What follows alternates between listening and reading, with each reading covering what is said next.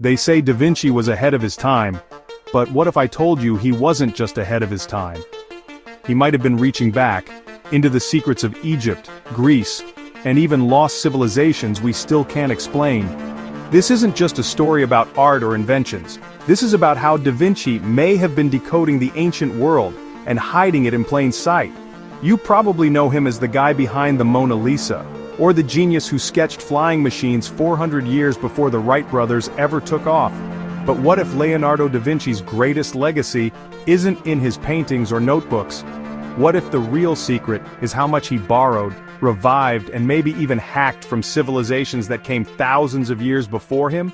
Because Da Vinci didn't just dream of the future, he may have been obsessed with the ancient past. So here's the real question: was Leonardo da Vinci a one-man genius pulling ideas out of thin air, or was he tapping into ancient knowledge?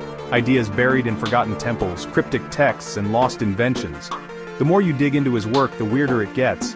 His notebooks are full of machines nobody had ever seen before. But some of them? They look eerily similar to stuff found in ancient Roman blueprints, Egyptian carvings, and even Indian temples. So now we're diving deep. Because Da Vinci didn't just change history, he might have been rewriting it. Leonardo da Vinci was born in 1452 in Vinci, Italy. No formal schooling, no fancy degrees, but he had something most people didn't: pure, relentless curiosity. By the time he was in his 20s, he was already dissecting corpses, studying flight patterns of birds, sketching complex water systems, and inventing war machines for patrons like the Duke of Milan. But here's where things get strange. Many of the inventions we credit to Da Vinci, they weren't totally new.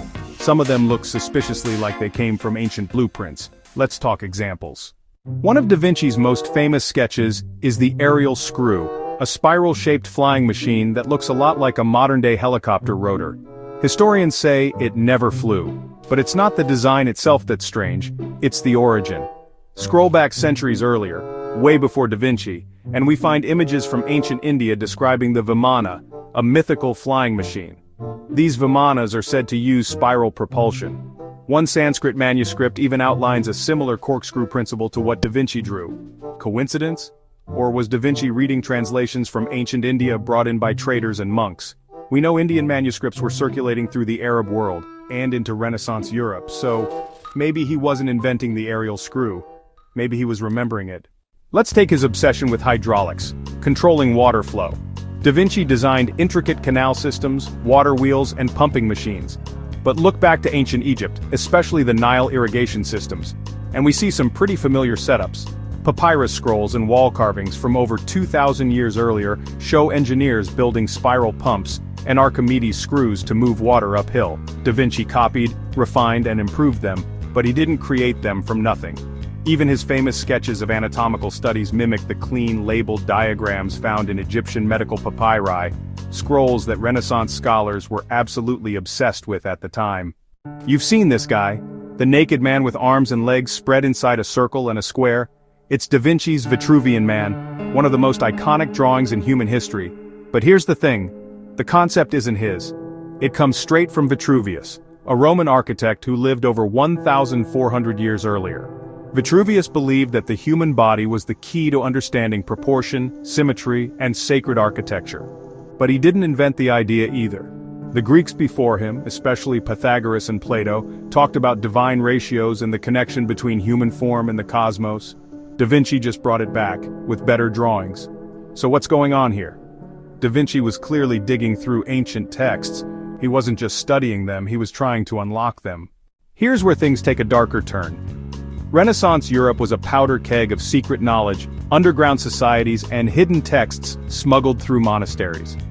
Da Vinci had connections to powerful patrons, like the Medici family and the Sforza family, who had access to forbidden books rescued from the collapse of Constantinople. And it's confirmed many of those books included ancient Greek, Roman, Egyptian, and even early Islamic scientific texts. Some of Da Vinci's notes include Arabic numerals and diagrams drawn in mirrored script. It's as if he was deliberately hiding the sources he used. Why? Maybe to protect himself from the church, maybe to keep the knowledge for himself. Either way, Da Vinci wasn't just painting, he was decoding. One of Da Vinci's strangest inventions, a robot knight. He designed a mechanical suit of armor with a moving head, arms, and even a jaw that opened and closed.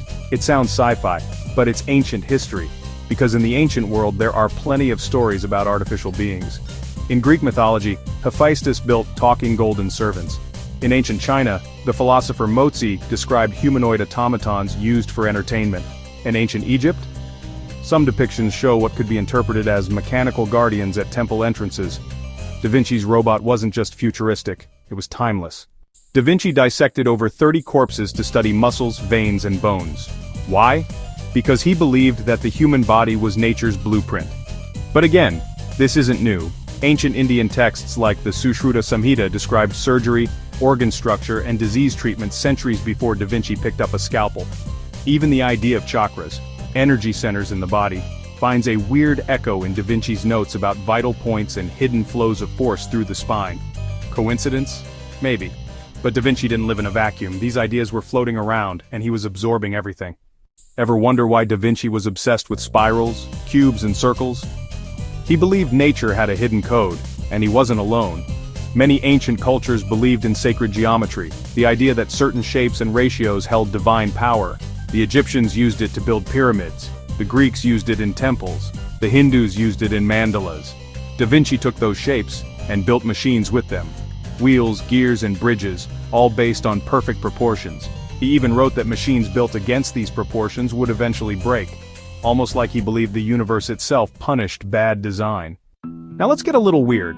There are researchers who believe that the Mona Lisa, Da Vinci's most famous painting, contains hidden mathematical codes, star charts, and even geographic references. One theory says the background landscape resembles ancient Mesopotamian floodplains. Another says the painting's structure mirrors the Fibonacci sequence, an ancient number pattern known in Indian mathematics and later popularized by Europeans. And that smile? Some say it's modeled after statues of the goddess Isis from Egypt, who symbolized wisdom, magic, and rebirth. Could it be a coincidence? Maybe? Or maybe Da Vinci was hiding ancient symbols in plain sight. To understand Da Vinci's possible obsession with ancient cultures, you've got to understand what was lost before he came along. The Library of Alexandria, the greatest library of the ancient world, was burned and destroyed. It's said to have held over 400,000 scrolls from all over the ancient world: Egypt, India, Greece, Babylon, and beyond. We're not just talking about poems and philosophy, we're talking blueprints, astronomy charts, medical diagrams, inventions.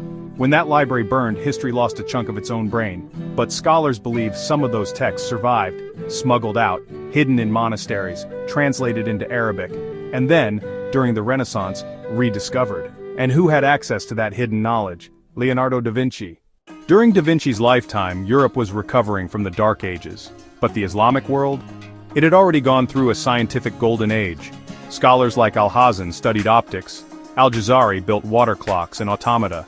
Avicenna wrote books on medicine still used in Europe in Da Vinci's time, and when the Moors ruled Spain, they brought with them libraries and translations of Greek, Persian, and Indian texts. Guess who had access to those documents? That's right, Renaissance scholars, including Da Vinci.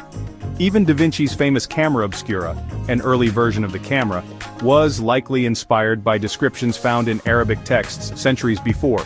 Again, he wasn't inventing in a vacuum. He was part of a hidden chain of knowledge stretching back thousands of years. Da Vinci wasn't just into machines and bodies, he loved buildings. He sketched ideal cities, domes, bridges, and water systems, but many of those designs weren't completely new. They echoed ancient Roman aqueducts, Greek amphitheaters, and even Babylonian gardens. He studied Vitruvius not just for proportions but for urban planning. Da Vinci's cities were circular, structured for flow, and optimized for sunlight and sanitation. Ideas found in ancient city designs from places like Mohenjo-Daro in the Indus Valley. That city, over 4,000 years old, had grid systems, drainage, and public baths. So when we look at Da Vinci's futuristic cities, we might actually be seeing a modernized version of the ancient world. Now it gets really weird. Da Vinci wrote most of his notes in mirror writing, backwards text that can only be read in a mirror. Was it to protect his work, or was he encoding something deeper? Some researchers believe Da Vinci embedded alchemy, astrology, and sacred codes into his work. He was obsessed with symbols. He drew pentagrams, spirals, the flower of life, all shapes loaded with mystical meaning in ancient cultures. Even his drawings of machines sometimes include non-functional gears, gears that don't actually do anything mechanically, but form sacred symbols when viewed from above. So was he hiding messages in his art? Some say yes, others say it's a reach. But when you look at the bigger picture, his use of ancient proportions, ancient texts, ancient languages, it's hard not to wonder. Some wild theories suggest Da Vinci had access to secret knowledge passed down from the Knights Templar. These were warrior monks who supposedly found something powerful during the Crusades, maybe in the ruins of Solomon's Temple. What did they find? Nobody knows. But some say it was lost scrolls, maps, or blueprints, knowledge older than the Bible. Fast forward to the Renaissance and there are whispers that this knowledge survived, passed secretly through Masonic orders, guilds, and societies Da Vinci may have belonged to. While there's no hard proof Da Vinci was in any of these secret societies, his obsession with symbolism, hidden writing, and forbidden knowledge makes a strong case. Now we're stepping into full conspiracy territory. There's a fringe theory out there that says Da Vinci believed ancient civilizations were taught by extraterrestrials. Before you laugh, hear this out. Some of Da Vinci's sketches show humanoid figures with wings, helmets, and strange devices. His flying machines have design elements no bird or bat actually has, but they do resemble modern spacecraft in some eerie ways. And when you combine that with his obsession with star charts, planetary alignments, and sacred geometry, it gets weirder. Now, we're not saying Da Vinci believed in aliens, but he might have believed that the ancients knew something powerful, hidden, and not of this world, and he wanted to unlock it. So here's the real twist.